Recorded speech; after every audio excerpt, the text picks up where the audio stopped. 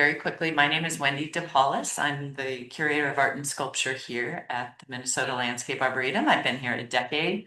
That's really fun to say instead of 8 years, 9 years. Now I've been here 10 years. John's known me the whole time. Anne's known me the whole time. I think you guys are known me the longest here and have worked with me. Some people in this room have been giving tours in iterations of this over the years, but this is the first formalized program. I'm still calling it a pilot because I'm so nervous about doing this because I've had so many start and stops. I was a docent for 11 years at the Minneapolis Institute of Art, Pam Friedland, much longer than that, right? She's an amazing docent there and in charge of friends and all sorts of things at MIA. So that was a 2-year training program that we went through. And most of us in that program, if not all of us, absolutely adored being docents. We loved educating, we loved learning about the art. It was a lifelong learning project. So for that to be my background and then to come here, I thought I'm going to do the same thing. And it hasn't been easy. But I think we're in a good space now where I realized that I need to get enough people to fill out a significant calendar so that marketing can then advertise it and get people here. Because we've had a lot of people willing to be guides. We just haven't had a regular schedule that allows our visitors to understand when this is happening. So sometimes people would show up, sometimes not. And I really want people to be on your tours if we're going to do this. So um, how many of you have seen the calendar already and have maybe, okay, everyone except one, and then how many have signed up for your dates already? So 4, okay, great. That was a suggestion out of the first meeting. Put the calendar up now through September. People that way can schedule their summer things or have already, yes, Can I just say that, because I looked at it, but I didn't sign up, yeah, but if somebody's got an X, then you shouldn't put a second X. nope. Because there's already 2 X's under one of the dates. Is there? Okay, There well, we'll is. go in and clean, and that's a And I logistic, right? That kinda- says, I kinda- yeah. You're supposed to sign up for one. Yes, yes, and we can talk more about that, but the idea is we are going to have 2 tours every Thursday and every Saturday from June 1st till the end of September. And the morning tour, 11:30, is going to be at the Harrison Sculpture Garden, which we'll talk about where that is and what the works of art up there are. And the second tour at 1:30 is going to be leaving from the Dahlberg Terrace and doing some of these local sculptures. Both of those tours, you have the freedom to pick whichever objects you want and whatever interests you. And that's what makes it really fun. Once you develop the confidence in, again, the standing in front of people, getting responses, integrating those responses in, and then you get excited because then you start learning how these artworks might be connected. You might want a tour of all the artists that were in Paris in the 1920s, and you'd be able to do that, you know? So anyway, I could go down that rabbit hole forever. And I extend this to be a kind of a volunteer opportunity where we bring in different presenters, different opportunities to learn more as time goes on. For instance, Douglas Freeman is a local sculptor. He loves coming here. Philip Ricky's son, I'm sorry, George Ricky's son, Philip, lives local. He loves coming on site talking about his dad's work. So all of that, we had a recent, one of the volunteers set it up a recent field trip to the Minneapolis Institute of Art for a private tour of the Giants exhibition, which is happening right now. So I'd like this to be a group, and the group can keep expanding and expanding of people interested in art, and particularly art as it intersects with nature. So then that's my mission, to get people interested in art through nature, or to get people interested in nature through art. So some people come here because they know about the Hepworths and they're like, wow, those are pretty crab apples back there. I didn't know this place existed, you know? So, Anne, why don't you start and just introduce yourself? Who are you? Yeah. And you also they might see you around where? Oh, And you've been doing this. and I've been cleaning sculptures for a number of years. Mhm. Just great because I get to touch them. Another volunteer opportunity, cleaning sculptures. Yeah, and you've actually hung art too in the gallery. Yeah, I think I've done just about everything. I think you have. In a lot of areas, actually, but mostly. Thanks. Yeah. I'm Jessica Rush, and I have done a little bit of everything here at the Arboretum, trying to figure out what fits for me. So I uncovered roses and weeded gardens.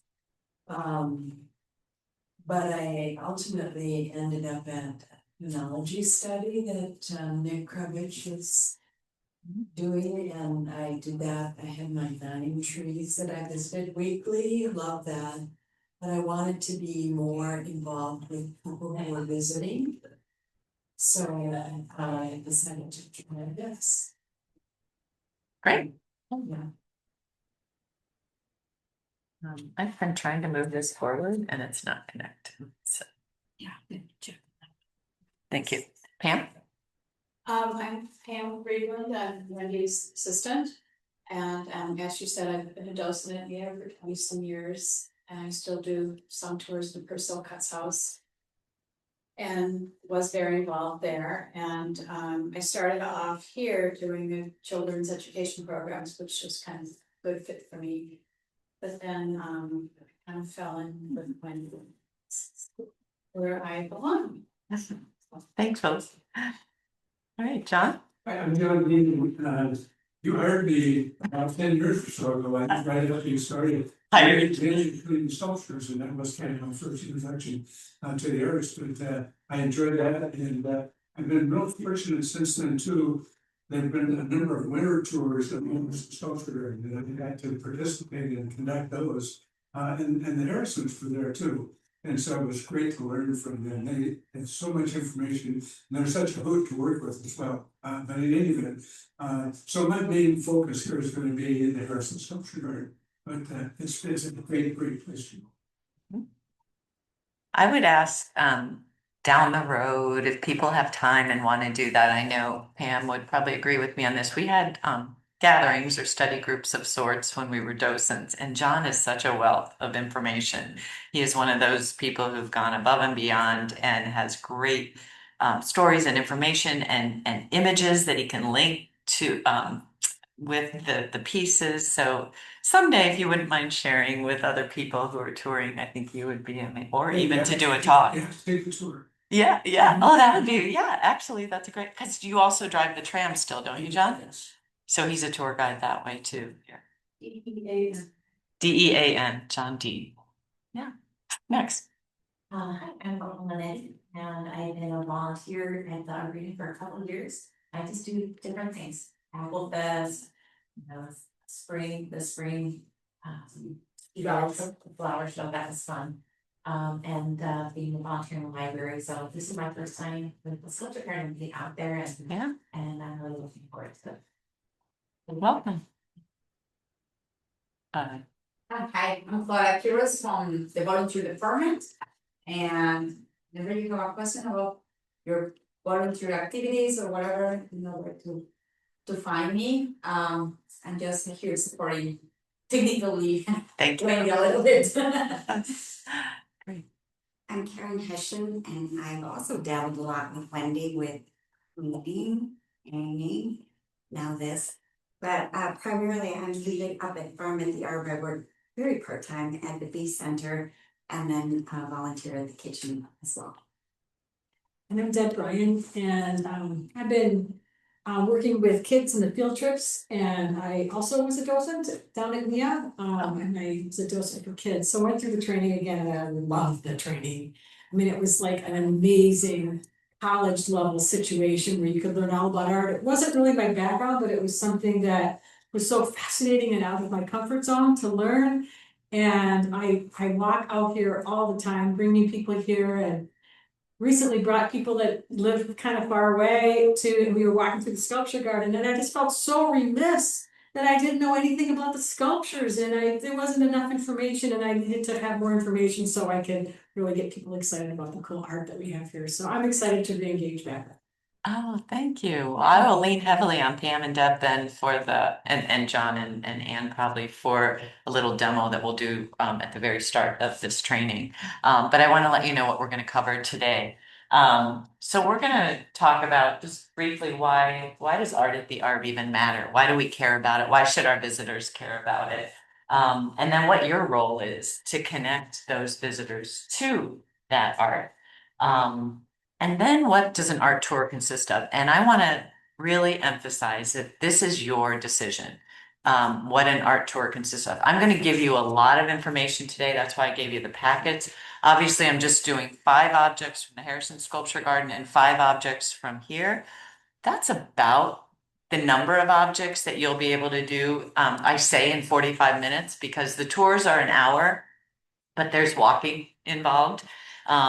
So of course, some people will feel like they want to do 8 objects and because they'll connect all 3 Hepworths and you'll look at 1, 2, and 3, and that's fine. But today I'm going to show you different aspects that you might want to understand about the sculptures, and some you will just leave out. You will just be like, I don't care about that date of that particulars. I don't need them. And then other people are just really into understanding exactly the year that something was made, and that's totally your decision. And then what you'll get from this training today, I hope you'll get a lot of valuable content information. You'll get information about conservation and preservation. You'll get information about how to give tours at a kind of high level.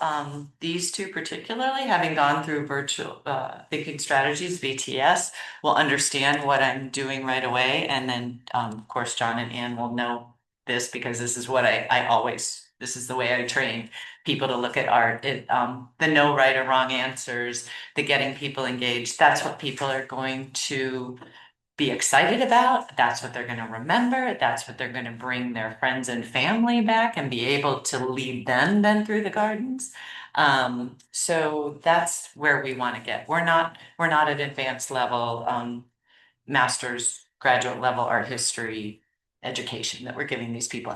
That being said, if you're interested in the constructivist movement, which I'll give you a little bit about today to show you where you can go, that John Raymond Henry out front is a perfect example of that. And you can talk all you want about how that movement might have something to do then, or once you learn that, you might look at the Louise Nevelson up in the sculpture garden and say, wonder what that influence on her was. And so you can go deep. You can go deep into art history and not be afraid of it. Just make sure it's accessible to the people around you as you're introducing that. You're not going to give them an overabundance. You're not lecturing them. That's I guess my point. So art at the Arboretum, why it's important. So it can play this role in enhancing the experience and understanding nature. Remember I said my role is to connect people more deeply to nature. That's what differentiates these tours. That's what differentiates my role as a curator. In this country, I was the first art curator at a public garden. And that was because the Harrisons and Dr. Schneider at that time had the foresight to put monies in an endowment for an art curator to handle their collection. Once I had this role, there's many other gardens now, NYBG, Denver, Atlanta, Dallas, they all have art curators.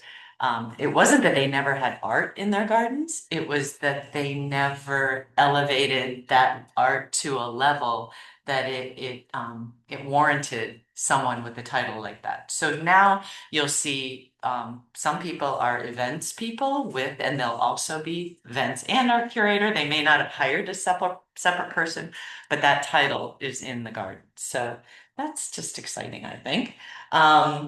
It can deepen our emotional connection to nature. Instead of just walking by an area, a tree has no leaves on it, it's dead of winter, the art can make you stop and look and connect perhaps to that space and those trees in a way that you wouldn't have done or the visitors wouldn't have done before. And I think in that same way, connecting you, it can make you think differently about nature. So once you've looked at a tree in winter with no leaves on it, what's going on underneath the earth? What's going on with the root system? What's going on with, is this an important time in the tree's life at all, or is it dead? Well, those of us who've worked at the Arboretum for a while, even through osmosis, it's not dead. There's something happening and something really important happening. And we happen to have a piece on the terrace outside the Snyder building that really illustrates that. So at the end of class today, we'll do a little sample guided tour of that piece and you'll see what I mean. It could provide historical or cultural context to this particular place. The Sacred Hoop Walk is an augmented reality installation that you can incorporate into your tours. One of the stops is in the Harrison Sculpture Garden, the very first stop. And that augmented reality piece was created for the Arboretum for these 5 stops that we have.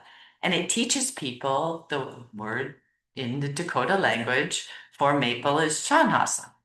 Oh, that sounds familiar. So we start to all of a sudden connect the words to the place, to the people and the language, and in a way that people have never thought about before. And that's a role you get to play, which is it's fun to see light bulbs go off, and that's what you get to do. Um, it can be educational. As I was talking before, you can teach them about the constructivist movement. You can teach them about positive and negative space. You can teach them about the use of color. So you can teach them a lot about art if you're interested in those things. Or we do have a piece called Union that really talks about the importance of saving habitat for bees. We're not talking about the honeybee, we're talking about native bees. So we educate people on the difference when we talk about this deep bee plight that we're having and disastrous effects. Yes, we can talk about what honeybees are, but we can talk about leaving the dead trees that have fallen in some space for the bees to take up and inhabit. Um, and we can attract different audiences. And I talked a little bit about this. There's a lot of people out there, believe it or not, who don't know that the Arboretum exists. They think it's just a bunch of plants and grasses that they would never be interested in, but they're really interested in art. And they may be coming to the Arboretum because they know we have 3 Barbara Hepworths, which is huge. It's huge for any place around the world to have 3 Barbara Hepworths in one space, but it's especially huge for the northern region of this country to have that. So it's exciting and we're looking for ways to draw in those audiences as well.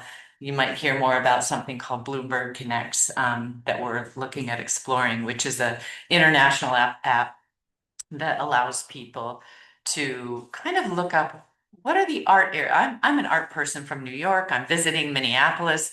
Where's the art happening? What do I want to see? Bloomberg Connects is an app that shows them and tells them about these different places. And I've used it myself all over the world, and it works like a charm and really gets you right into to what you want to see. You can filter by different things, whether you're in a sculpture garden in England or you want to see public art in Milan. It gives you that information. So I'm hoping we will eventually be on that application as well. So, what's the role of an Arboretum art guide? And we changed it from docent because I had so many people say, what's a docent? So the most important thing is we want to make art accessible here. And a lot of public artists want art to be accessible. If not, they would have made a tiny little bejeweled gold object and it would be sitting in the Metropolitan Museum of Art. It's not going to be sitting in a public space like we have right now. So we decided Arboretum Art Guide. And I think everyone will understand that. They might say you have art, and some people might think the art is inside. And some people, yeah, will be amazed that we have any art at all, that we're even calling these sculptures that they've walked by a million times, or the fountains, quote, art. So you are going to be that bridge. You and and you're going to help them understand what they should look like, what they should look at. So they might have walked by these pieces a million times and not given them a second thought because they've thought that's for someone else to figure out. That's just a little piece of decoration. I know nothing that I need to know any more about. So you're going to blow their minds. The guides help visitors on their journey of discovery by helping them combine what they already know with what they learn from you. So when I say that, I mean you're a friendly presence. Um, you'll help them learn more and make it meaningful, but at the same time, it's going to be fun. It's going to be enjoyable. There's going to be conversation. It's going to be relaxed. Takes practice to do this, like hosting a nice dinner party, right? It's not intuitive to everyone, and there's skills and tools that you can use to ensure that that happens. The guides stimulate visitor curiosity, imagination, and individual expression by asking questions and encouraging active participation of each tour group member. And when you ask questions, we're going to learn how the questions should not be yes or no questions. So we probably have teachers in this room, and they understand that if you want to engage and have a lively discussion, that's the last thing you want to do. That's a right and a wrong, a yes and a no, and it stops the conversation right there, rather than, what do you see? What do you see that makes you say that? Things like that open it up, because then it's their own interpretation, right? And that invites them into the artwork. And that's what artists especially want. Might be hard to do in a calculus class or a geometry class, but it's really easy to do with art, to ask those kinds of questions.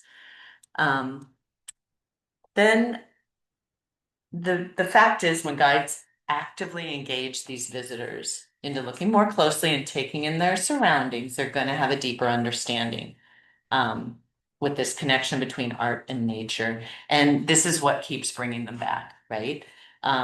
It'll bring them back in different seasons. You'll bring them back because they're excited about the art now and they want to share it with others. You just can't help wanting to share knowledge with others, especially about this place. This place is magical. This place is, when you tell people you volunteer at the Arboretum, you work at the Arboretum, people, the first thing out of their mouth is, I love that place, if they've been here. If you walk with your friends on 3 Mile Walk and you're walking by the sculptures, because that's part of the walk, and you're able to point out a few little fun facts, they're gonna, what? Really? Let's go look. And you're gonna have them engaged as well. So it will enrich your life and it will enrich other lives, which I think is the whole reason you volunteer, right? You know, we all want to think, you know, yeah, we're altruistic, we're giving, but you're also going to be getting so much back out of this position. All right. So what does an art tour consist of? So the basics, I'll give you that. And that's easy to find. So these basics can be found, not only the examples I've given you here, you can find these on our website. You can find these there's an audio. How many of you know there's an audio tour of the Harrison Sculpture Garden? Every single sculpture is recorded, and there's a QR code you can when you're out in the garden, that you can access, or you can access it right online. It's on our website. You don't need to be in the garden. And we have, so all of this basic information is there. I'm recording most of them. The Harrisons are recording some of them. I wanted the Harrisons to do a lot more, and they did record a lot more, but Annie couldn't use it, our interpretation. It was just like, no, the birthday party we went to was on a Saturday, not on a Friday. So we have a lot of that kind of conversation going when we interviewed them. That wasn't really adorable, right? Because they're talking about how they collected the object and how they got to be friends with all these artists, but not usable for you if you're trying to get some basic information. So hopefully we'll be able to go back to them and keep adding to their voices in these recordings, because I have a separate category for collector, if you're interested in collector tour versus curator tour. And I have a third area called, that I haven't done anything on with, but kind of a how to engage your children in this work of art. So someone like Deb might be interested in, as we go down the road, helping me understand what would make an exciting addition to the Philip or the George Rickey object, and what activity we could talk the kids could do through that piece. So I have plans, but that's not there yet. Um, you you might include the contextual understanding. So is this a piece, a normal piece of the artist's oeuvre? There's a word that some people might not have heard, which just means their collection, their work, a body of work. Is this normal, a normal piece that works with nature? Or is this something outside and maybe a unique piece that there aren't very many of? So you can talk about it in that context. You can talk about how it relates to other pieces in the garden by other artists.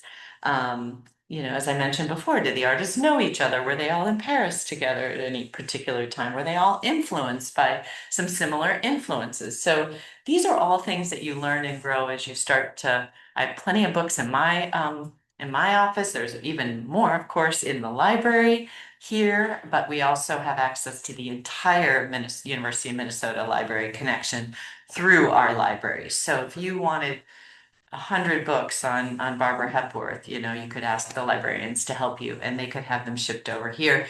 Some of them you can check out, and some of them you will just have to use in the library space, but there's plenty of resources. So site-specific information, such as the layout of a specific garden or area, or where the sculpture is placed. Was it specifically made for this place? As I said, the Dakota Sacred Hoop Walk was specifically made for this place. The Japanese Garden, which we'll talk a little bit about, specifically made for this place. Others not so, most of them not specifically made for this place. So how do they work? Why did we cite it there? Do you think we should cite it somewhere else? Does it not make any sense there? Things like that. And I've had master gardeners, and I have master gardeners in this program, which would be great because they can talk about how the individual plants accent or detract from the works, and they can have conversations about those plants as well, because our gardeners are especially involved in this work, in making sure the art is beautified and not detracted from. We're really lucky that we have horticulturalists and gardeners who care about these works of art. There's plenty of public art that doesn't have this.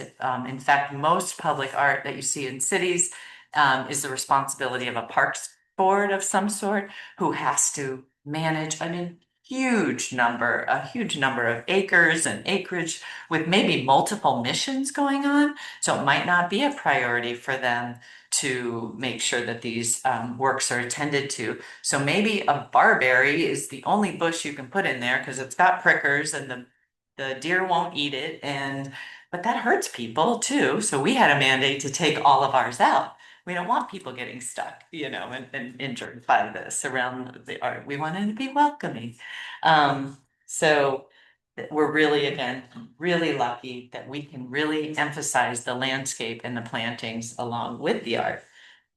Did you have your hand up, Karen? You answered it. Oh, okay. So really looking at the art, I discovered the landscape elements, really looking at the art. So this art changes, and it changes with the seasons, it changes with the time of day, it changes with the condition of the art. As the sculpture cleaners know, year after year, when those bird droppings really add up, or the squirrels gnawing on the side of a sculpture, you send that piece away and it comes back.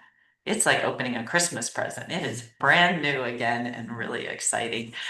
You might see one day it's foggy and you can barely see through to find this Louise Nevelson. I remember John shaking his head because the Harrisons love to talk about that being a ship in the night, kind of, or in the morning, and that foggy scenario just makes it you can just see it. I mean, they lived with these works of art. That's something else you should know. The Harrisons lived with all of their works of art, and so these they call these their babies. So they know these like children, and so to get to that point, if you get to that point with even one or two works of art where you feel like that's mine. I've seen it in snow and rain and fog and early morning sunrise or sunset in the summer.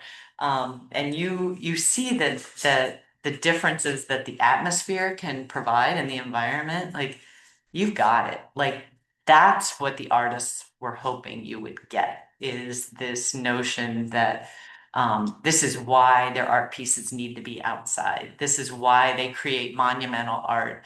As I mentioned before, they could have put something, and there's nothing more sad to me than when I walk into a museum and see a Barbara Hepworth on a pedestal pushed against a wall. And I realize that is not what she ever wanted of her pieces. And it's just dead. Like there's nothing activating it the way they do out here. So um let's see. So, effective storytelling. So when you start to collect stories, some people have been to Barbara Hepworth's home and museums in England, and they add those stories. You're not being pretentious.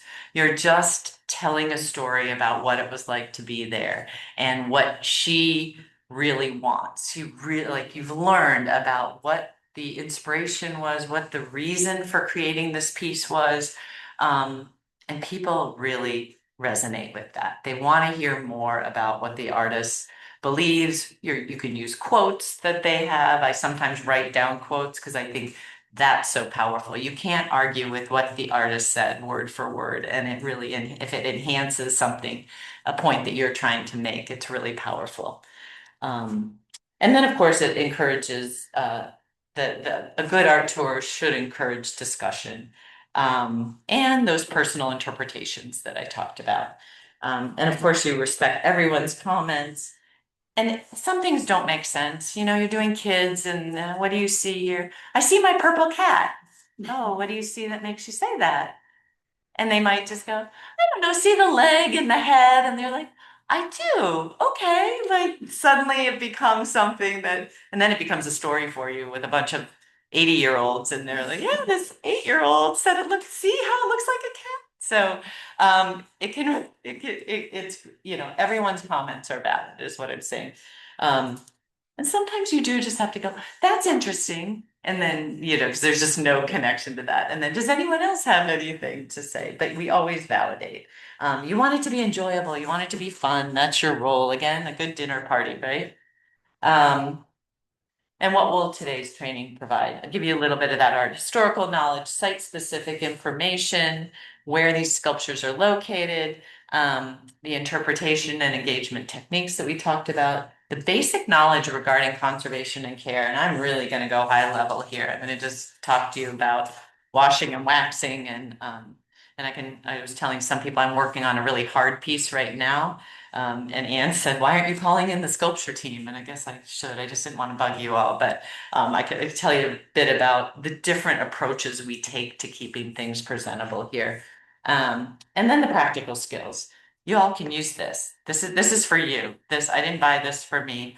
I bought this for you to use, and it works everywhere. And I think even if you think you have a loud voice, I would encourage you to use this because there are people, a lot of people have hearing aids, right? And people will walk away from your tour if they can't hear you, not because they're not interested, but because they can't hear you. So I would really encourage you to use this. I know it feels a bit Madonna-ish, but you get used to it.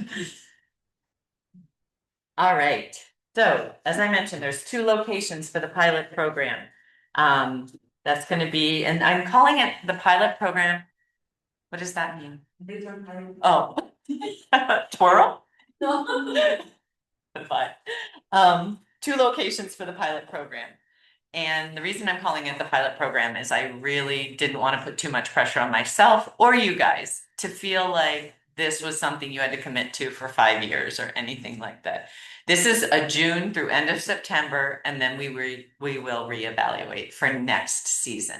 It's not, some people are like, I want to do it in the winter. That's always options down the road, but I needed a beginning and an end point. We need to do some good debriefing, and we'll do it throughout the program too. I think I'll probably set up some evaluations or something because we want to be able to tweak things as we go. And then we had to keep the spaces limited. There's sculptures all over these 1,200 acres, and you're free to use them if you can fit them in down the road. But right now, knowing the capacity of our visitors and where they like to walk and how long they like to walk, I think these two areas will be the best. And the areas are right around these two buildings. We'll meet in front of the gift shop on front of the OVC, the Oswald Visitor Center. For one of the tours, we'll probably have you invest. We'll have, might be a sign of some sort. We're working all through Annie Claude with that.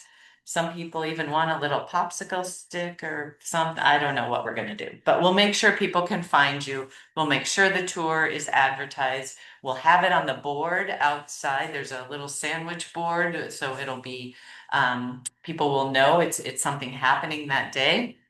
The tour at this point is not something you pre-register for. These tours are things that people will come and do, you know. So that's going to be tricky, right? Because we won't know how many people are going to be at your tour. At the same time, we don't want that to be a limiting factor. If people didn't have a ticket or they think they needed a ticket. So free and open to the public and included with your admission is generally how these sorts of tours work when you go to museums, right? There's going to be a 1 o'clock tour. There could be 50 people on the tour. There could be 2 people on the tour. You just never know. So we're going to try it that way. I think you could run into trouble if, you know, I think the ideal group is something like 15, and you end up with 25.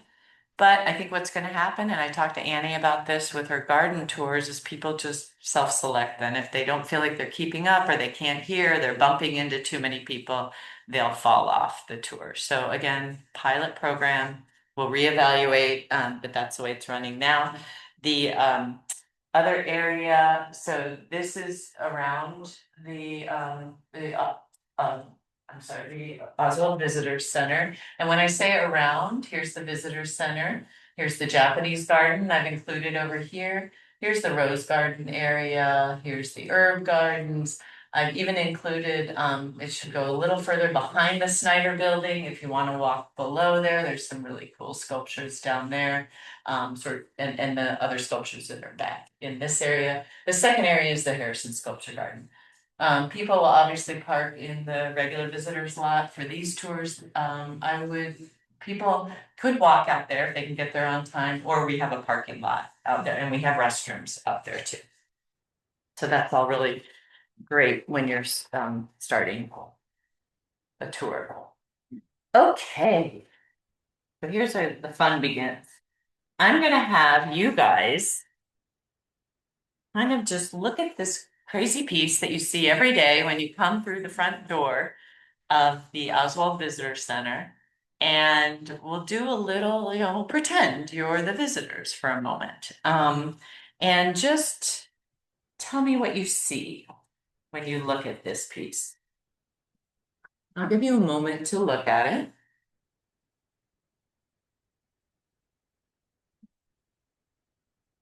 And feel free to put yourself in the shoes of a 5-year-old or a 25-year-old or a 50-year-old or a 95-year-old. Okay. What do you see? Confusion, What do you see that makes you say it's confusing, John? stuff going every which way. Okay, so stuff feels like it's going everywhere. There's no order or there's nothing organized about that. Okay. Anybody else? A slim creature lounging. A slim creature lounging. And tell us, Karen, what do you see that makes you say that? 2 arms propping up a leg on the left and upright lounging there. Okay. So she's taken what is a more abstract, so here's how you get to introduce a more abstract piece and transformed it in her mind to something that's recognizable and more maybe more alive at the Arboretum, some sort of creature, a living being. Hey, anybody else? Yeah. I thought of the color being exactly right, excuse me, for an arboretum where there's so much green, and those are complementary colors, so people will look at it and wonder about it. Is it a stick insect? Is it somebody lying down like you said over there? Just because the color commands their That it's a attention. primary color there of the red popping out of the green surrounding it. Yeah, And tell me about, so is that a place where this piece would get noticed? very much so, yeah. Because Because of the contrast. because of the contrast and right, because some of these trees are like the trees and the leaves, right? Those have to come back every year. All of this other stuff could potentially change, right? Right. But those pine trees and the leaves on these trees, just imagine it though in the winter, what happens? Yeah, What do you think happens? still, it's gonna be red against white. Red against white, and here you educate people about uh the trees, right? That don't lose their leaves. What's it called? Not deciduous. Coniferous, thank you. I'm definitely an art person, right? The conifers, such as the pine tree, remain green through all the seasons, right? You guys did a great job. Anyone else want to add anything before we go on? It's just really playful. I think it's meant to show that you can go in any direction. Yeah. Everything like it was. Okay, so see what she did? She said, I think it's playful, and I think it's just meant to go in any direction. She answered, I didn't have to ask, what do you see that makes you say that? She did that automatically. So you can play off that, you can yeah, so if it felt a little stilted at first, what do you see? What do you see that makes it? You don't have to do that every time. And you can engage in these conversations, right? That become more natural. Anyone else want to add anything? Yeah. To me, it feels like playing jacks with, instead of just jacks, they're like angular pieces that just randomly just kind of fall to the ground and they just land a certain way. And it's, again, it's playful and angular. And you kind of played off what John said at the Yeah. very, it just went chaotic, like things just went every way and it's playful. Great, so we've incorporated, in fact, yeah, aren't pickup sticks red or something like that? You know, so if you're playing with a certain demographic, now that you say that, yeah, that really, you could evoke that as well. So, Is it when is it useful to tell them what the artist thought it was supposed to look like? so that's why we have the next slide. So this is for you, and this is, you take as much information out of this as you want. John Raymond Henry was a really important artist. He won in 2023. I think he passed away in 2022, but 2023 he won the International Sculpture Center's Lifetime Achievement Award, and he really, and I mentioned constructivism before. That's what this piece, he was known to be a constructivist artist. And just so you all know, I'm going to give you a little art history lesson here, but we're not going far, don't worry. It refers to this artistic movement that happened around 1915 in Russia, and it followed the Russian Revolution. And it emerged as a response to both the aesthetic and social ideals of that time. So this idea of blending art with functionality, right? This was very different with this emphasis on constructing rather than just creating art for art's sake, right? And the movement was deeply connected to modernism and breaking away from tradition, moving forward, where are we going, focusing on abstraction, focusing on geometry and the materials, especially industrial materials. So just that little bit, you can see how he relates. But that was 1915. He's from, again, I'm not the, this piece was done in 1971. Um, so he's not from Russia, he's from the US. He's not responding necessarily to the Russian Revolution, but there's something happening in this country, and it started happening in the 50s, where artists took those same notions and these key features of the constructivist art, and then that's what he's done here. And in this case, it is a direct interpretation. You can find this out from John's work himself to the red and green. So I love getting back to Jessica, right? Yes. I love what she said because it's a direct interpretation of those red and green harbor lights. This is called Clarencetown Light.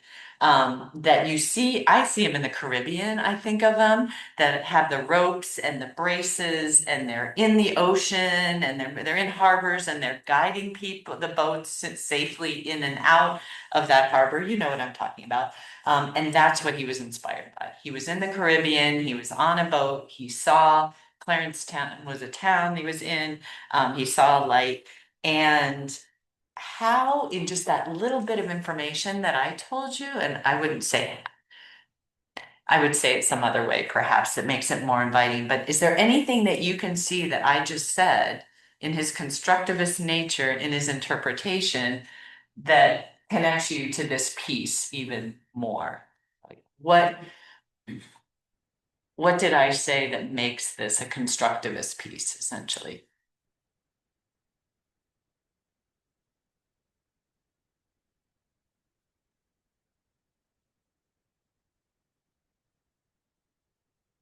I think, and again, this isn't something you do with them because I'm just educating you, but I think that idea of the practical function and nature of these harbor lights transformed into an artwork is what these constructivist artists are doing. He's doing it with aluminum, which is an industrial material.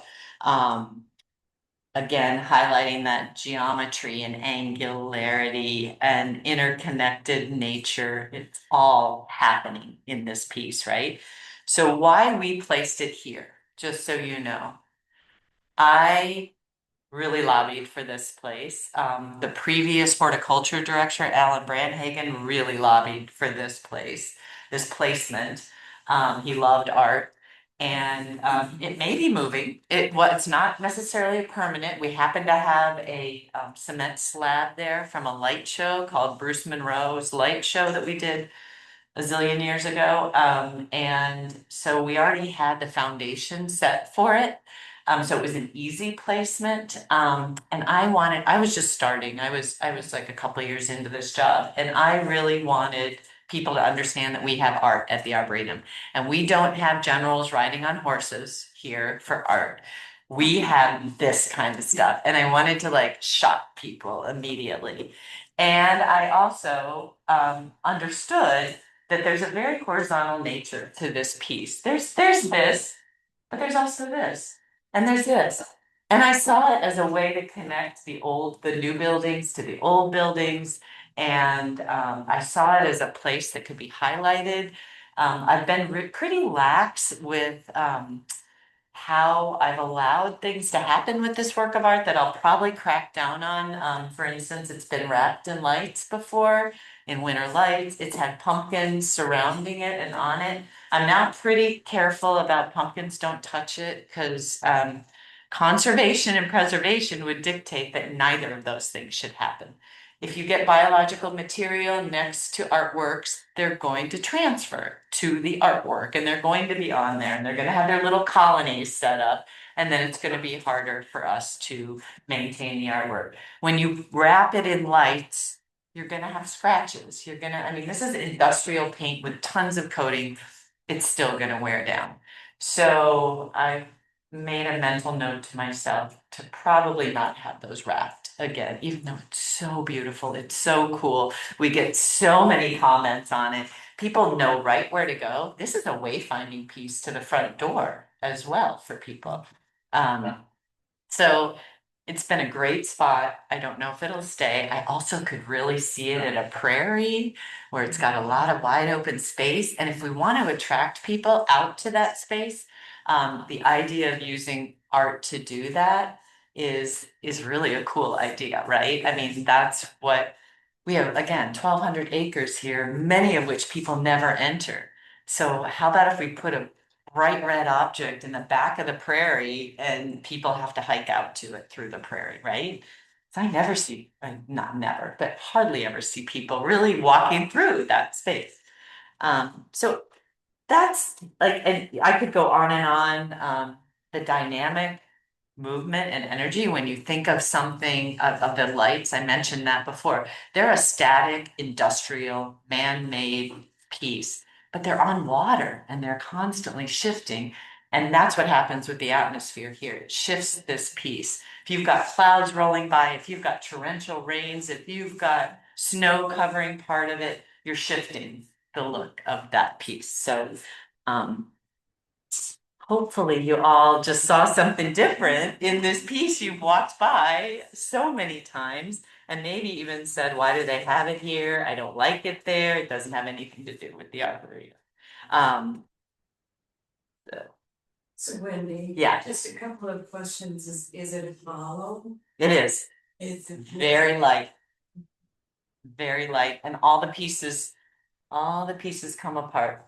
So when we install it, we bolt each, again, very industrial, bolt each of these pieces together and you bolt it, it's bolted in different connection points to the ground too. So it's bolted It's down. bolted down, yeah.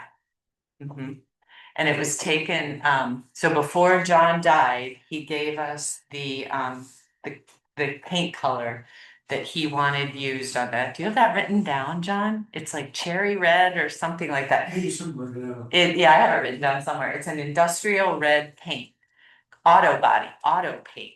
So this was literally when it was refurbished and donated to us, it was done at an it's also that not just any old auto body shop. It was done by these people who like paint the missiles and things like that for the Defense Department, and it's up in Hinckley somewhere. So yeah, it like I said, it has a lot of layers on it and it's meant to be outside, but that doesn't mean forever. It doesn't really fade very much either. Well, It has it. no, it hasn't, because of that, yeah, because Yeah, it's kept it's its so many. intensity. Yeah, when you think about it, right, there is not a drop of shade or anything protecting it in all 4 seasons, so it's done pretty well. Okay, the next is a statue called Winter Summer Nymphs. And again, I'm gonna give you some information on this and then we're gonna go out and do this piece at the end of the day. This piece is by Paul Granlund. How many know Paul Granlund? 3 of you. Paul Granlund is one of the most famous Minnesotan sculptors that you will ever encounter. He was the sculptor in residence at Gustavus Adolphus College. So most people who went to Gustavus will recognize his name immediately. You see his work in a lot of hospitals, on college campuses, nursing homes, and in many, many private collections and museums. His when he was living and even in the work that historians have done since his passing, they generally talk about his work as being joyful and uplifting, which makes sense then that it's at hospitals and college campuses and things where people might need a little lift every now and again. And this piece we are still, after all these years, trying to really figure out how this piece got here. So Paul himself used to drive by the Arboretum when it was being constructed, in the not constructed, but early on, like in the early 70s, and his studio was in Victoria, and he lived in South Minneapolis. So his studio and his foundry, where he cast all his pieces, was out here every day, back and forth, back and forth. So he saw this place develop. He loved nature. It's entirely possible that he donated this piece, but we don't have a record of that. So we don't really know how it got here. We recently had it endowed. So there's an opportunity now for people who want to endow art pieces, which means give a certain amount of money to be put in a collection that then makes sure all the other art pieces in the permanent collection are cared for. It gives us money for conservation and preservation. It gives us money even sometimes for the plantings that go around the works, depending on how the endowment is structured. But it was because of the Harrisons doing exactly that, giving us an endowment not only for a curator, but for the conservation of works and for the grounds of the works. They also have a conservation or a fund that allows us to do some marketing. So we're able, when we took the time to make, for instance, the audio recordings or the Harrison sculpture map, the garden maps and things like that, which we have. Comes out of that fund. So I think it was in 2016 or so that Jennifer Peterson in development and I decided that, well, people are already donating endowments for benches and trees and other gardens.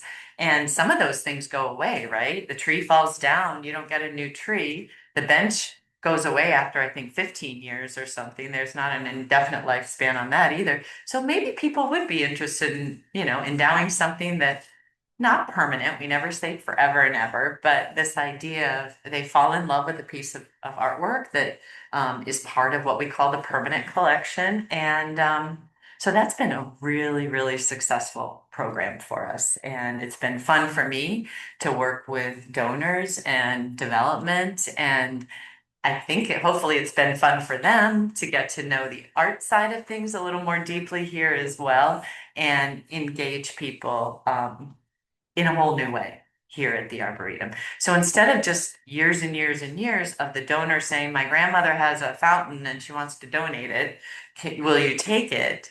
And the Arboretum going, sure, we could use a fountain here, and then end of story. There becomes this provenance and a legacy and a history and a ongoing with families and generations that have a connection to these artworks. So that's been really fun.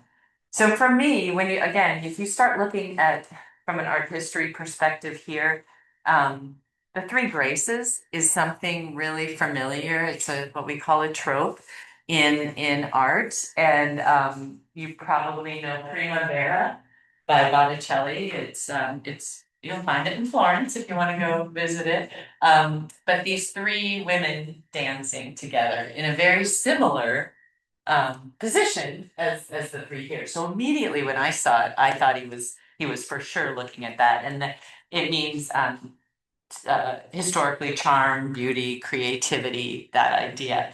There's nothing I can find. There's no one who has written about that, about his potential connection to the Three Graces. That is purely my just immediate observation of that. But that's okay, right? If I was giving a tour and I saw that connection, I would say, this is my opinion, my idea. Maybe I'll write a white paper on it someday. I don't know. Um, but it's fun to think about. The other thing that came really only recently that kind of came to mind was this is called Winter and Summer Nymphs. It's not summer and winter nymphs. There's a group here that are dancing, and then there's someone else here sleeping underneath. Paul Granlund loved winter. He loved Minnesota. He loved everything about the outdoors. And suddenly it occurred to me that these three are the winter. They're dancing, they're frolicking. They're the only thing around except for bare trees and bark, which actually resemble them a lot in the winter. And then this is summer sleeping down here. Forever, people have interpreted it to mean, well, winter sleeping. We always talk about winter sleeping, but summer has to sleep too, right? There's another season. So again, we've nothing really written about that. There was something that like triggered my mind as I was reading something. So there might have been someone who has hinted that that's winter. But I, again, haven't seen it in writing, and people are able to interpret it however they want. And here's what I was talking about when you're down there. You see the relationship to the bark of a tree, and it's just his adept handling of the surface of this bronze material to make this look so tree wood bark like. That's really exciting to me, and to see, imagining how different when you see these now in a hospital setting or a college setting. And if there's no trees around, if they just have it like in a circle for a pull around or something, kind of lonely out there when nature's not around it. You'll see the tulips are coming up. He'll soon pull those out, and Dwayne will put the annuals in there after the tulips have bloomed. There's a lot of care taken to how the gardeners handle this. He even does them in triangular formation most years down there to match. It was nothing I told him to do, asked him to do. He just interpreted it that way, which is awesome. Are you gonna tell them not to put the pumpkins in their hand? Yeah, that's another I one. just see it as graffiti because that isn't the way he designed it. No, exactly. At the same time, It does draw attention. it does draw attention. So what she's talking about is in each of these hands, they put a little pumpkin, a miniature pumpkin. They do it during the festival too, or during that glass pumpkin sale. Not a glass pumpkin, but they do. It is the whole time. Yeah. I've actually talked to conservation about that, and they asked me to balance. They said balance it. Is it causing problems? It really hasn't caused. I haven't seen any biological interference with that versus a lot of the stuff we see up at the Harrison Sculpture Garden, where we're not on top of looking at things, or we're not removing plant material from it as much. So and I think I'm more on top of this than I even am with the John Henry out there. So if and I don't mind the pumpkins being around that piece, it just can't be touching it. And now the Jenny and what's her husband's name? The pumpkin people? John and Jenny are really good about like making sure it's all spread out and stuff. So I'm sure all I would have to do is say don't do it, but you'll see people love it. They love the people dancing with the pumpkin up there for the 6 weeks that we have it. So it's a kind of a pick your battle kind of thing, but you're right.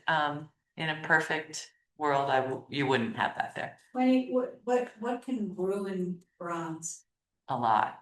So not ruin it. So the good news is not ruin it. Discolor the patina. Yeah, so any of that stuff, if it broke open, for instance, like it could, well, you'll see, I could show you, go down to the conservatory right now and you can see what water does to bronze. So water that is not distilled and has minerals in it. That's what I was going to tell you about. I've been scrubbing, trying to get that, and I've been going up a layer and a layer, and Anne actually just told me vinegar, so I may just try that. I've been asking different artists and conservators what to do. No one's mentioned vinegar, but I'm to the point where I asked one of my artists, I said, if I scratch this or if the patina comes off, can you fix it? He said, oh yeah, super easy. So that's what I was gonna say. You can bring it back. The bronze can be brought back. But yeah, there's scratches that can happen to it. The patina comes off, it discolors, the bacteria gets on it. This mineral buildup is just disfiguring for it. Like you will see the water just drips, and it looks like salt on it. Probably at least a quarter to a half inch in some places. Like scales almost. Exactly. Yeah. Yeah. All right. So the next piece is, I was saying, so I want to keep track of time. So we are here from 11:30 to 1:30, and I'd like us to get outside by at least 1:15, 1:20 to talk out there. So we've got a little less than 45 minutes to run through some of this stuff. So I'm going to go a little faster. I just wanted to give you this idea of how we've structured this, or how I've structured these handouts, to give you some of the important history of the piece. And then to, when you have your visitors, this is what engages them, right? They may not hear this. If they're visual learners, they're gonna really want to walk around the pieces. They're gonna talk about what they're seeing. And so this is kind of stuff there. And then where not I've cited it. This was cited a long time ago. This is behind the Snyder building in its beautiful little lilac area. When those bloom, I mean, this is really a place of contemplation. It's crazy how it's so just off the beaten path, yet can be so quiet and such a wonderful respite from the craziness that's going on that. Because people just tend to stay on the paths, and you do have to walk up some stairs and through some grass to get to this place. So, yeah. So, just quickly, because people may not know the story of Saint Francis of Assisi, he was a patron saint of animals, and just some symbolism really quickly. We have the Lamb of God here, which is in Christian religion meant to be Jesus, right? And the dove coming to him, often associated with peace, again, in Christianity. There's a wolf here, though. That's kind of funny, St. Francis and a wolf. And and separately, as part of this artwork, there are 3 bowls down here. The bowls don't have anything to do with the story, but Doug Freeman made these bowls, and Paul, the gardener, keeps water in them to attract birds, in order to, again, that idea of bringing real live animals to this sculpture, who this patron saint of animals really is. So the story here, and what Doug is trying to tell, is there was a wolf that was terrorizing a village in Italy. And he was eating all the sheep and terrorizing the people and the shepherds, and it just wreaking havoc. And they had no idea what to do. They couldn't kill him. He was evading them. And so they went to St. Francis and said, you can do wonders with animals. Is there anything you can do? So he went out to talk to the wolf, and the wolf said, the only reason I'm eating these sheep is because I'm starving. And if the village will feed me and keep me well fed, then I'll be the protector of the village. So to this day, they have a wolf in the town of Gubbio, Italy, as their protector. So, yeah, it's a good story, right? That's the storytelling. Yeah. Just Yeah. a quick little anecdote too, we have people occasionally coming through the gatehouse and want to know where St. Francis is. And they have urns with their ashes in the past. And they want to spread they ask if they can do it, and we say, well, here's where the statue is, you do what you want to do. Okay, don't say that. Don't say that from an art person. I can't condone that. Well, they were putting it on, instead of putting it on. No, but The green one's pretty good. I'm just saying, with my training, I would say spreading ashes is illegal in the state. Like, you can't do that. So I don't know for animals for sure, but for pets, I mean for people, obviously, because we've had it happen at the Harrison Sculpture Garden as well, where people will spread ashes. It's a very sacred site. Where the Dakota Sacred Hoop Walk starts is the highest point in Carver County. Marlena Miles, the artist, intuitively, she did not know that. So just intuitively, we were doing a golf cart tour, and she said, stop number 1 is here. Like, the minute we got up here, she just intuited this notion that this is important to her people. And she started it with wind. And so the 4 winds are up there in this installation. It's astounding, like how quickly she figured out the 5 stops, and then how quickly it became a reality. But so a lot of people will go to that site at the very top of the Harrison Sculpture Garden, because for whatever reason. So not a lot. We've had that in the past. So don't direct people to St. Francis for that reason. But yes, it's hard to find. St. Francis is not easy to find if you don't know where it is. So you also are going to be kind of a wayfinder for people on these tours who will have walked the paths a number of times and never known there was a sculpture back there. Here's another one that's hidden, Silver Sail. Anybody know where this is? Just 2 people. It's by the waterfall. It's my favorite spot at the Arboretum, here and then below here. I mean, when I need a break in the summer, especially, I'll go down there. I really feel like this is taking you away. And I know that the waterfall is turned on and turned off. It's not a natural, but it doesn't matter, right? It's created this environment, and without Silver Sail there, it's beautiful. But Silver Sail adds this dimension to it, and the artist placement of it, this idea that you could be on a boat and just sail down the stream because the waterfall goes here, the stream goes under, so being placed next to the stream. I think the sighting of this is really, really beautiful. I will tell you guys, and you can, this is something you can do with what you want. The artist made it this way. The last thing I would want to do though is have teenagers flinging on it, but it does spin. So you could physically just turn this piece with one hand. Um, and we had it cleaned not too long ago, and so it spins beautifully. But most people would never never guess that. So it's kind of a little secret you can give your participants there. Again, there's a lot of information you can talk about. We had this, this was in memory. I learned something on the day we gave the dedication to this. A renewed dedication because they paid to endow it. I learned that the sister of the man that this is in memory of is actually the model for Winter Summer Nymphs. She's the one Paul Granlund used as the model. Say that again. Yes. So the sister of so Marcus and I forget his last name. Do I have it here? Marcus Heffelfinger is his last name. I guess I don't have that here, but Marcus Heffelfinger's sister is the model for Winter Summer Nymphs. And you'll see Heffelfinger. He was our attorney general way back. Not Marcus, a relative. Heffelfinger, H-E-F, I think it's exactly like it's F-F-E, And he donated. finger. He dedicated. Marcus, it was in memory of Marcus who died, but the Heffelfinger family and the foundation is who donated it and who has rededicated it and gave an endowment for it. Yeah. Japanese gardens.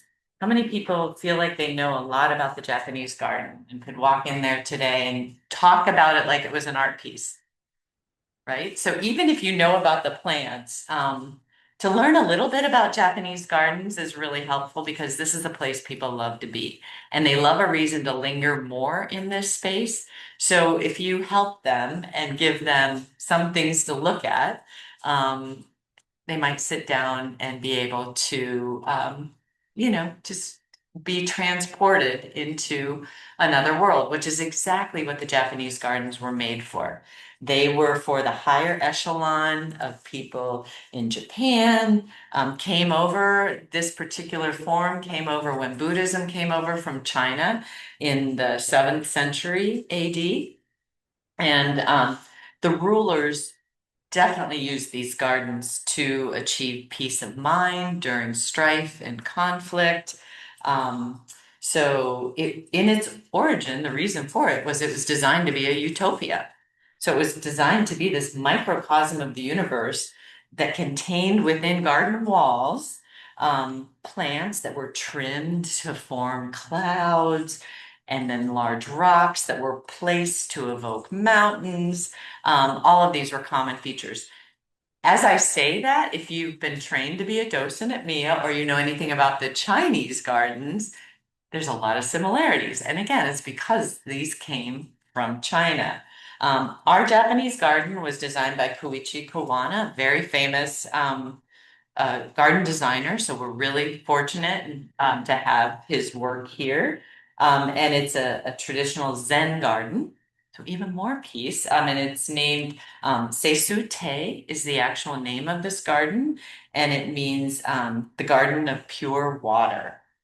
And then the elements of the garden are meant to evoke one's creative process and invite your imagination to enhance the experience. And here's where you need to ask people, look around the garden. What do you see? So the whole entire garden is an artwork. So what do you see? I'll ask you guys, can you kind of quickly tell me what kinds of things you see in this picture? I think there's like a simplified palette of color of green and water to soothe, someone. The monochromatic color help soothe, right? Rather than, I mean, that's not to say at certain times of year they won't come back and a bright pink rhododendron is gonna be blooming.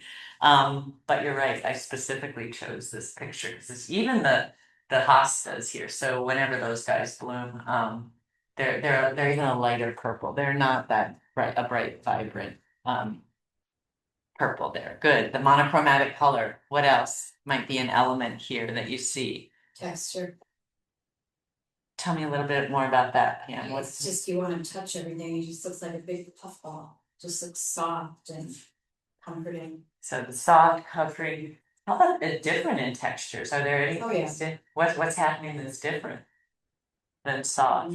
Some of it's probably kind of puffy, some of it's more, maybe a little bit more pointy. Right, angular, hard, concrete, rocks, water. There's a lot going on there, right? And when the wind blows, things are gonna look a lot different than when it's staying still. You've changed the whole picture, right? What else? What do you think might be an important element? Like what do Japanese gardeners, do you feel what do you feel like they almost might have to include in their gardens just by looking at this? You know, like bonsai trees, I mean, that one tree is just like, it looks like it's perfectly groomed, yeah. Yeah, so we have gardeners who have to be trained in how to trim these trees to keep them looking like they belong in a Japanese garden versus a tree you might find in the nut tree collection or out on the prairie, right? Um, so water, that's always an element in Japanese garden.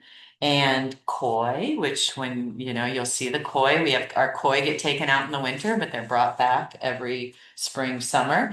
They're decorative, but they also symbolize good fortune or luck. Um, and are also associated with perseverance in adversity and strength of purpose. So there's a lot of like the symbolism that occurs with each of these, and that's true for things like the water basins, which you'll find one outside of the quote tea house there. We don't use it for tea ceremonies right now, but the water basin is used for ritual cleansing. You'll always find those. And you always have a path for the little house like that, the tea house, off of the main path. And the idea is, I know we don't have a lot of space in that garden, but that's okay. You just should walk more slowly. You should take smaller steps because that path is meant to transform your mind in that short little time period from the main path to get to the house. And again, if you go to the Minneapolis Institute of Art and you take a docent tour and they tell you about the Japanese house, the tea house there, you'll learn all about this. So I would really encourage you all to use the resources that we have down there. Take free tours wherever you can and then bring that information back into your tours. The stone lanterns and the snow lantern in this case are ornaments that appeared during the Edo period. And the snow lantern, they're always out on a peninsula, and they were believed to mark particular land masses, and they'd be on the edge of frozen lakes.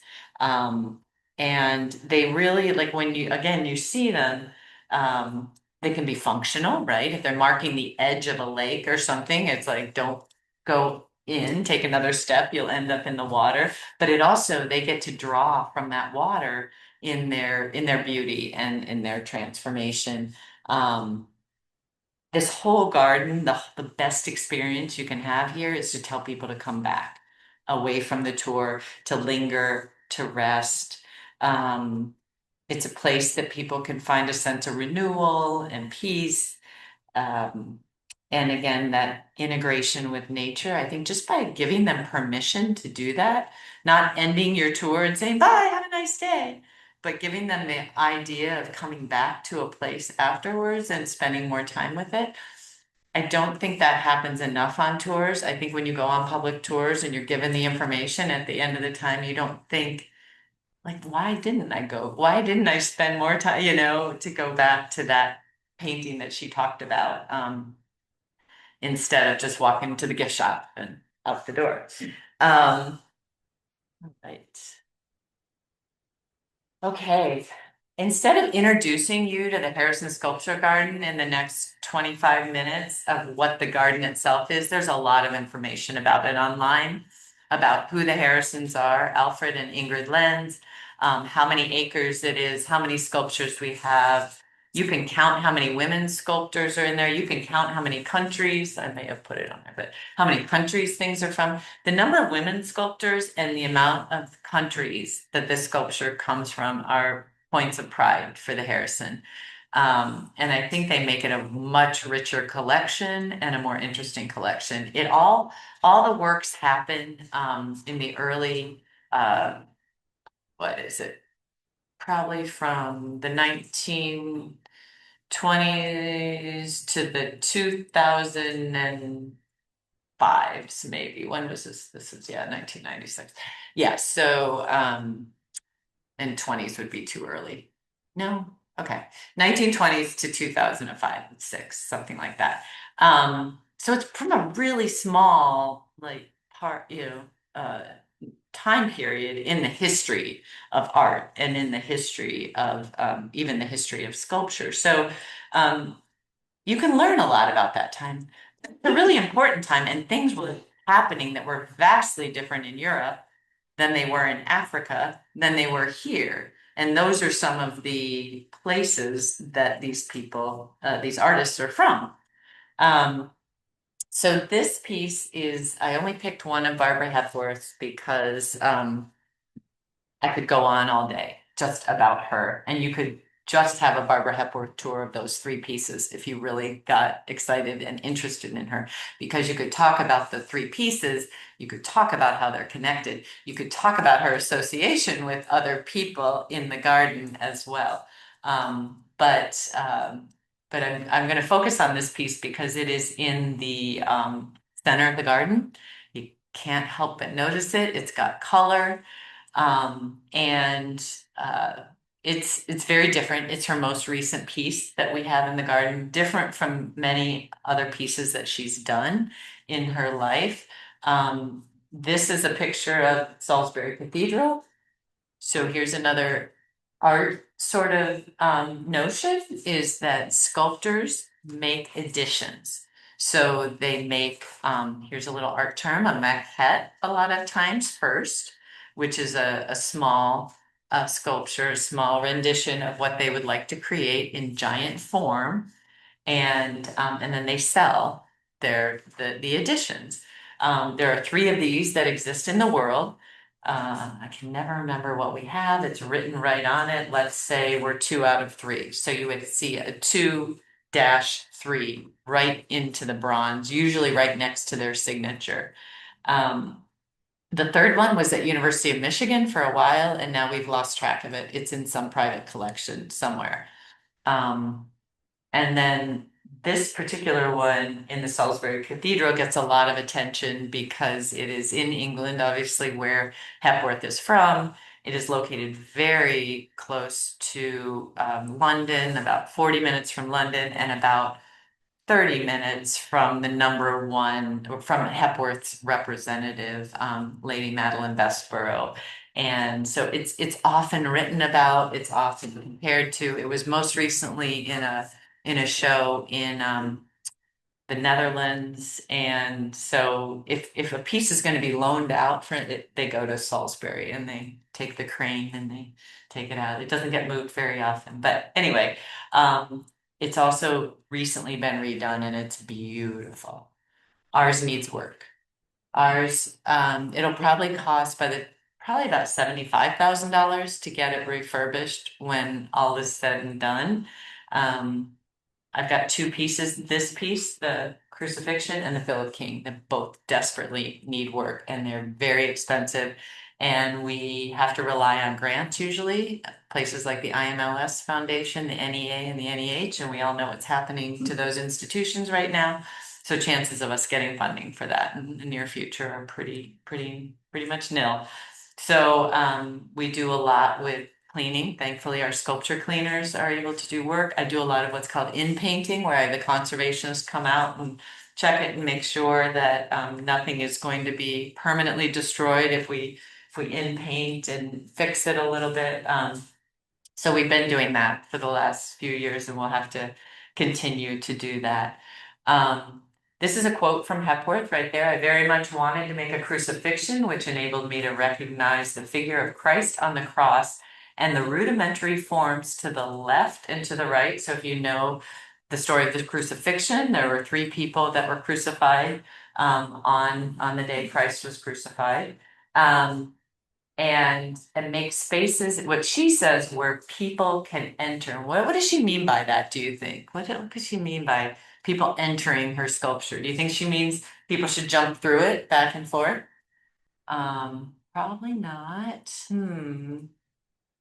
Be absorbed by it. They can be absorbed by it. They can be taken with it. They can be made part of it, of this. So once you look at it, Marlena says that, hey, Marlena says that, and she says that once people walk through the sacred hoop walk, it'll never leave them. It becomes a part of who they are, you know. And so I think that's a little bit. I also think the fact that she has left it open like this is allows nature and allows wherever it's placed to become part of the work too. Yeah. So is there other side of the yellow, is it blue? Uh-huh. And are the blue and the red flip flop too on the bottom? Yeah. So Okay. this is a light blue, this is a Yeah. darker blue. Yeah, This is the red, this is the red. okay. I think John, probably you have the article from the art historian and at Tate, I have that, which when it was in the show at the Tate, a couple of years ago, a pretty famous art historian wrote her interpretation. Yeah. Nothing that Barbara ever talked about, because Barbara, even though talking about this Christ, she doesn't talk about this being a religious piece for her. She doesn't talk about, she merely is interpreting what she perceives the story to be. What I do love, I didn't finish the quote, was it's entirely fitted the development of our own calligraphy and to be at home on a hillside or in an old cathedral or a new cathedral. So here we are, and she had no idea where these would end up. We've got one on the hillside and one in the cathedral and one in somebody's private collection. But she did find the piece to be serene and quiet. She did create it when she had health issues later in life. But she doesn't talk about even her daughter. I met with her granddaughter, and you'll read it in every book. There's no one that says that it is specifically that it was transformative for her in any way. However, so this art historian, believes that this side of it is much more of Christ's ascension into heaven, where you have a halo, which is yellow, and you have this gold, part which could be made to be his face glowing. And at that point, the blood, the struggle, the strife is minimized and left behind as he's ascending, versus the other side, she claims, is all struggle and strife. Yeah. So you can point to that art historian and say, depending on your audience, is this, and I can get you that article, that writing as well. The other thing I like to talk about that she also never said was part of this piece. I think I might have it. I do. So Pierre Mondrian was a friend of hers. Many people don't know that name, but they know an art piece that looks like that, because when you saw it the first time, you said, I could do that. My 5-year-old could do that. Why does that even matter, right? She was very good friends with Mondrian. She was very impacted by his work. But she never says in this case she's referencing him. But whatever, I mean, it's so clear to me that she was influenced and she respected and admired him, right? But as I said before, she combined where he put in white or left things in his, neutral or to be filled in. She leaves nature to do that in her pieces. So certainly she made it her own. Certainly it was her own interpretation. I don't know why. She much more likes to reference her own experiences in books and quotes. So for instance, Epidaurus too, she'll title something based on an ancient Greek theater, amphitheater that she visits that's known for healing. And she was very impacted by being in that space and feeling the energy from that space in ancient Greece. And you can go there today. And she'll say that in her quotes. But she often doesn't talk about, and who knows, right? She worked with Henry Moore. At the same time, they were doing side by side sorts of like, let's try this, let's do that, piercing sculptures, and Henry Moore got all the credit for it. 100% of the credit. She was a woman in sculpture in the 1920s, and she had like 4 kids or something too. So she did all that, and then she was really passionate about her art too. But she's getting the credit she deserves now. As I said, the Tate Gallery did a huge retrospective on her. The Netherlands just did something. Lady Madeline Bessborough asked me to do something here with the Walker, if I would loan these pieces, and I said, of course, if we can figure it out. I would love to have the Arboretum have their name on some big retrospective like that, but it takes a lot of coordination, and we'll see if that happens. Where did our piece come from? Lady Madeline, they bought it from her. Where was it located at that time? So Lady Madeline has an amazing, and if any of you go to England, you should all go to see, it's called the New Art Center. And it's probably an hour outside of London. She was a really influential gallerist for a number of years. She's probably 85 now. And I will tell you a very lovely story about her. So the Harrison said, you need to go visit her. You need to see this space. It might as well be an arboretum. It's gorgeous with all these sculptures out on the grounds, all the land. I mean, it's attended to. There's sheep running over here. There's, and it's got an indoor gallery space too. And she's the representative. She's the exclusive representative of Hepworth, but she has multiple other. I mean, if you look at any British sculpture, like at the Walker Sculpture Garden, she reps those people. She is like an icon for British history and art, a living icon. And so, of course, I went. So, yes, I get to meet her, and so there was all this arranging. My husband and I get there after driving on the left side of the road for like 7 hours to get where we were, to get down to her place. And we get there, and we're talking with her for a little while, and she said, well, of course you're staying the night. And we had reservations, so but I was like, of course we are. So what she does is, she said, because one of the artists who had recently passed away that she reps, his wife was coming into town, and she was gonna be at dinner. So she has this giant table that she practices the art of conversation at every single night. So she seats people in particular spots. So she had to learn a little about us. My husband's in an MBA and all of that. So he was seated, and he was getting very pointed questions from her on US's economy and where the financial and all of this stuff, because you have to be, I've always said this, the best defense is a good offense. And so if you keep talking, she's not going to ask you the pointed questions. But my husband, was very respectful and listening to a lot. So he got the pointed questions from her. Anyway, the beautiful mansion. I can't remember what her late husband did or was, but it was a lord something. That's how she got her lady. And we got to stay the night. And it was one of those magical transformative experiences. But anyone with appointment can go and see the new art center and view the grounds. And there's so many stories. I mean, there was a guy from Tennessee who bought 3 sculptures, but first he flew over them with his helicopter before he landed, so he could see all of them from the air. And then the family came, and then they picked out the 3 and had them shipped back. And um, so this is in Cornwall. This is where Barbara Hepworth's studio and home is in the UK. And I just wanted to show you that this is me being blown away. They called it it was a bit blowy that day. It was like a typhoon as far as I was concerned, but to show you another edition of the same sculpture that we have here. She loved this piece, and it's placed, as I said, right on a little point right outside of near her home and studio. Okay, how much do we have? We gotta go fast. Okay. Gone Dancer. I'm gonna just tell you quickly about this piece because this piece also is highly visible when you're driving or you're walking to the Harrison Sculpture Garden.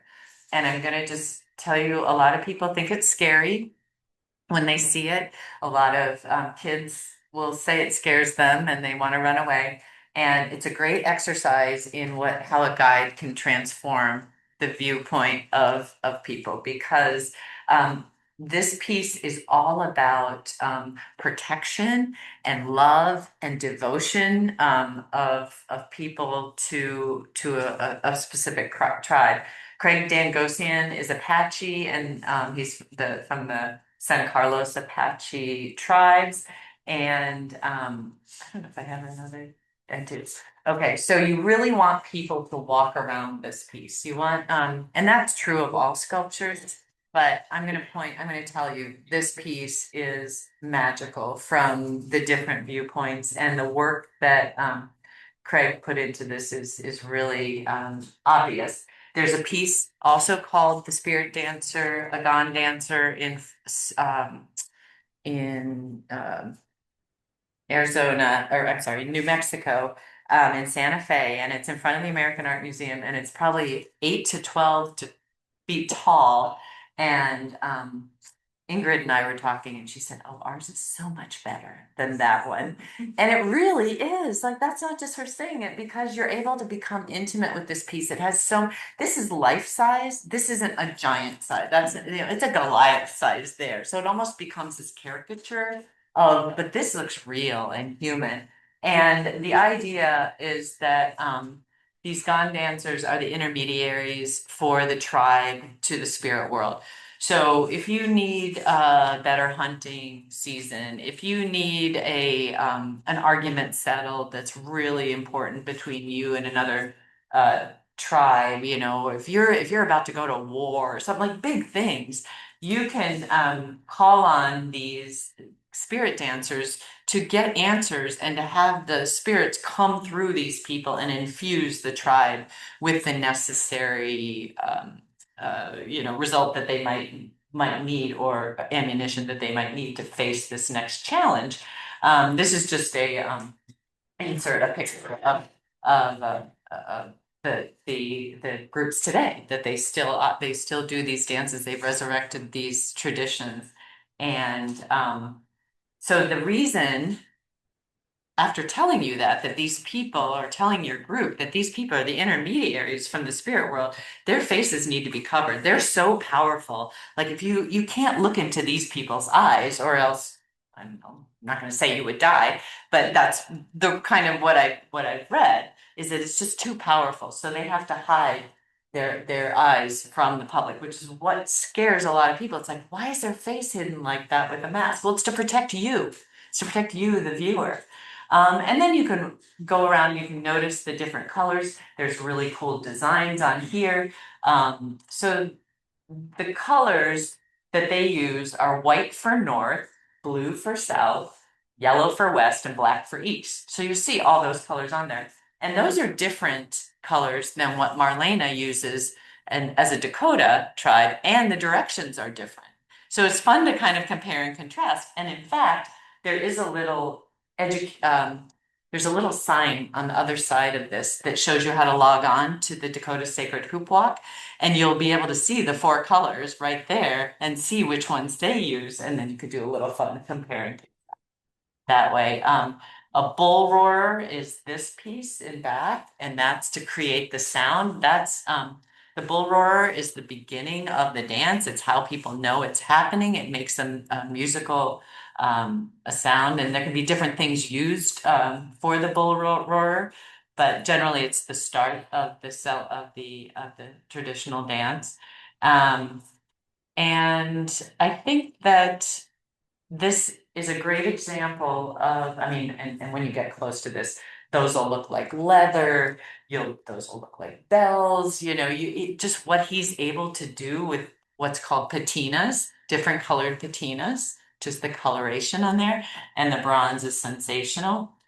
There's There's totemic animals that have symbolism on here that you can study and look if you look at the San Carlos Apache tribes and dig further into that. And then you can walk over to another piece by Mimo Palladino that has a lot of totemic animals on it and do some comparing and contrasting there. And I just had to show you, I actually asked Jason again, I said, is this Photoshop, Jason? Because you all remember the 2024 solar eclipse. Jason sat out here and I think he said he got 4 shots. And he was right there when it came through. And I said, is this Photoshopped? And he said, yes and no. He said it was each of these are 2 different shots, but they were 4 shots taken within a millisecond of each other. But he put it together for that. And I sent that to the Harrisons and they said, of course, it's such a spiritual piece. Of course it would be. Eclipse would just make itself known. Remember how it was hardly visible at all? I didn't see it. So that it was even here at the Arboretum. Lightning. Night Gesture is Louise Nevelson. Louise is originally from the Ukraine, so I've actually had people out here wanting to see pieces by her as a Ukrainian artist too, which is with all that's gone on. And they had a piece of hers similar to this at the Minneapolis Institute of Art, sitting right out in the open in the front when the war first began, to highlight her art and that's where she's from. However, she spent most of her working time in New York City as, again, one of these female artists who was in a male-dominated world. And she started at first smaller, but always monochromatic assemblages. So an assemblage is generally things that you put together with found objects. So you can see these at the Walker of hers. Mia has some, and they might be all white or all black. And she would, there's also a great assemblage that Picasso did at the Minneapolis Institute of Art that I would encourage you to go look at. And it's a baboon with a baby. And I would ask you to dissect, like, what can you see? Like, what did she use? Oh, she used 2 cars. Oh, she used a part of a big metal part of a car for the tail. Oh, she used a little child's ball for this part of that, And that's the idea, is you put a bunch of things together and it becomes something else. So this particular, she was way beyond her just gathering objects and putting them together at this stage. She's working in her Connecticut studio. She's cutting out shapes, but still putting them together. And this is what I was talking to you before, that Alfred Harrison reminds him, not just of any boat sailing. What is the opera, John, that he talks about? Well, Wagner, what's it called? It'll come to both of us. Okay, when it comes to you, let me know. So I'll keep talking. It'll come to you before it comes to me. But she was also influenced by, these are fun things to research, right? European modernism, surrealism, how the Dada, remember the toilet, as a piece of art. So that's Marcel Duchamp's, one of his ready-made, the urinal. It's fun to, and again, she was in that 50s and 60s. Think about that here in the United States. Think about there's one thing to be in a male-dominated industry if you're sitting in an IBM boardroom, but it's very different when you're being told you can't put big metal pieces together. Oh, there it is, the Flying Dutchman. Yeah, that's what it reminds of Wagner's opera, the Flying Dutchman. So if you have some particularly erudite people around, you can throw that out. Again, you have to walk around all of these pieces. This with the crab apples behind it is just a stunning time of year. And then you could talk about our amazing crabapple collection, right? Can learn a little bit because we have one of the most important crabapple collections in the country as well. So that connection of art and nature. All right. Why Dead or Real? Formerly Real 3. This is Philip King. Formally, you hardly ever see that, right? Like the artist changed the title of this artwork when it was brought over and bought into the Harrison's collection. He renamed it Wayzata Real in 2006. And in 1969 is when the piece was first constructed. It had different colors. When it was sitting in London, they had skateboarders going over it and homeless people sleeping under it. And he just saw it being torn apart, so he brought it back into his studio and he repainted it. No colors the same, but it's as the colors start chipping off, when they repainted it, they didn't sandblast the old color off. So you can actually see that, oh, the green used to be orange and the black used to be, we can start to see these other colors, which is really cool, actually, right? It tells again that history and provenance. I'm afraid that when I redo it, I don't know what they're gonna, like, are they gonna? So this is another thing about conservation. They have to work with the foundation, the Philip King Foundation. They have to, if he wanted those layers kept on, if there's writings about that, they will do that. If not, I mean, I would advocate that we still do that if we can.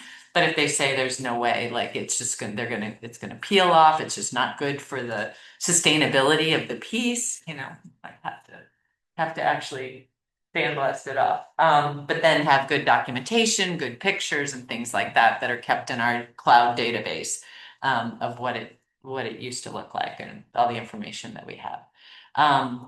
This to me, so you can easily start talking about the John Raymond Henry where we first started and the constructivism, and then you can talk about this piece being really similar to that, using industrial forms for a lot of these, right? The Louise Nevelson too. What I love about this is you can almost, if you really pay attention to it, it looks like a flower that is kind of all, I mean, these could be the petals. It looks like if you laid it all flat, there would be like the pieces of a flower there somehow, and that it's just unfolding. But the word reel, and he kept that in. Anyone know what a reel is? It's a dance in Scott. It's a Scottish dance. And so this idea of a jumpy, dancey thing is what he wanted to make sure was evoked and continued to be evoked. He was highly influenced by Matisse. And so if you think about, if any of you know, and you could bring a picture, right? You could do a laminated picture, as John, you have a lot of those, right? Some laminated pictures that you show them what a Matisse looks like with some people, the figures that are all hoppy and jumpy and colorful. You could really immediately see the connection to that. Why was that? Why Wayzata? Because they live in Wayzata, the Harrisons, and the piece was installed at their Lake Minnetonka home. And the Harrisons hosted both he and his wife over here. His wife is still living. I got to meet her. She treated me to lunch. She's the sweetest person. Oh my goodness, I can't even tell you. She learned how to dig her backyard pool by herself from the grave digger who was working across the street digging a new. She's like, "Can you teach me how to do this? Because I want to put a pool in my backyard." And she's like this tall. She's like a sprite. She's like this little elf-like person, and she did it all herself in her backyard. She goes, "Yeah, I built that." So again, more stories, right, that I got from that trip and that we're able to have connections to because of the Harrisons and their generosity in making sure that these pieces live on and be expanded. So you guys are actually what they're most excited about now. They try to add something to the garden every year that they would be excited about. So last year it was the audio tours. This year it's you guys. So it's that idea of having a formalized guide program to help people look at and interpret their art. And so thank you for being there to do that. I know maybe I imagine they'll show up on some of the tours, and I imagine their son and his family who just moved to town will also be out for tours. So this is four open rectangles diagonally jointed by George Rickey. It's a mesmerizing piece. I mean, you could do Japanese garden, there's places of St. Francis, there's places at this Arboretum that are mesmerizing. And in the midst of all of this garden that feels like it might be too much, you can just focus on the movement of this place, and it's always of this piece, always moving. And if you really want to focus on it, which I've done, you can lay down in the grass if you're not allergic to grass and look up and just pick one of these rectangles and imagine them as a picture frame and follow it around, and you see the it framing clouds in the sky, leaves of a tree, and so I've done that with kids too on field trip tours, which is really fun. We have a video that we showed a group of donors last year of the kids on a field trip saying, "Line it up, line it up." They were waiting for all four of these because they will at one point, at some point, sometimes all line up to be one thing, you know, but generally they're just, I mean, especially on a windy day, right? It's just gonna keep moving really fast. But she says, what does Ingrid say? In her Wayzata place, it was in a spot that it never went more than a delicate little lovely dance. And here it's like an Irish jig, she says, whenever she comes out. So she, again, that idea that a space and a place and the environment can change an art piece. All right. All right, time commitment. 45 minutes is what I mentioned is the length of that we're saying for the tour. So if you were going to do your practice tour, make sure you're not talking more than 45 minutes because we want 15 minutes of walk time in between these pieces. These are the two areas we're going to tour. And you can we have decided it's 11:30 and 1:30 on Thursday and Saturday. And Annie has asked that we have the Harrison Sculpture Garden will be the 11:30 tours, and the 1:30 tours will be the ones around this building. That keeps it simple for our visitor services desk to tell people.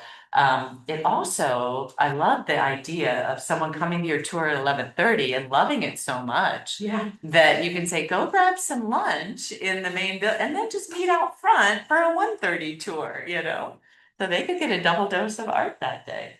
Thank you.